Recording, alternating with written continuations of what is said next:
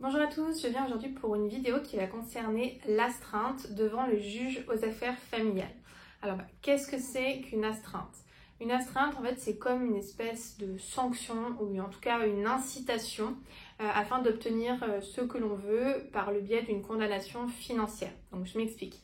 Lorsqu'on est devant le juge aux affaires familiales et qu'on a un droit de visite et d'hébergement, par exemple, envers un enfant, il est possible que l'autre parent ne respecte pas votre droit. Dans ces cas-là, on a aujourd'hui la possibilité de solliciter du juge qu'il fixe une astreinte afin que cette décision soit vraiment exécutée.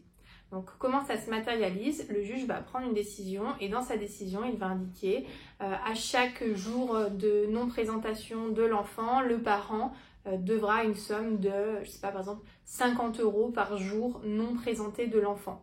Ce qui fait que, par exemple, si le parent ne vous présente pas l'enfant, ou en tout cas ne vous laisse pas le récupérer le week-end où vous êtes censé l'avoir, et ben, ce parent sera redevable d'une somme d'argent, ce qu'on appelle donc cette astreinte. Alors après, bien évidemment, il va falloir quand même la faire exécuter, obtenir l'argent, mais en tout cas, ça donne quand même une possibilité, un moyen d'action immédiat, et souvent quand on va au portefeuille ça permet d'obtenir aussi d'autres choses. Donc voilà, c'est une possibilité si vous n'arrivez pas à exécuter votre droit de visite et d'hébergement. Donc vous l'aurez compris, c'est un moyen d'inciter un parent qui ne veut pas présenter l'enfant, qui ne veut pas laisser l'enfant, à le laisser, et à l'inverse, ça va être un moyen pour le parent qui souhaite voir son enfant de pouvoir avoir une mesure supplémentaire, puisque vous le savez, quand on ne présente pas l'enfant, on s'expose également à une condamnation au pénal. Dès lors qu'on a un droit de visite d'hébergement, le parent qui a l'enfant en résidence doit laisser l'enfant partir en droit de visite et d'hébergement avec son autre parent, faute de quoi il pourrait être condamné pénalement. Donc je vous l'ai dit, c'est vraiment une incitation, une mesure financière supplémentaire. Donc il y a la voie pénale, l'astreinte, sachant que si vous avez donc cette astreinte avec une somme, il faudra quand même ressaisir le juge ensuite pour qu'il puisse vraiment fixer le montant.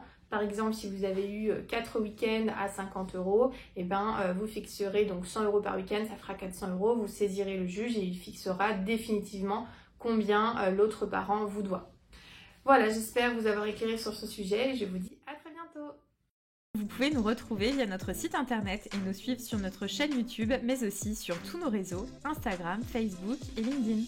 Vous pouvez nous retrouver en podcast sur toutes les plateformes disponibles, par exemple Ocha, Apple Podcasts, Deezer ou Spotify. N'hésitez pas à nous mettre un pouce bleu et à vous abonner. À bientôt.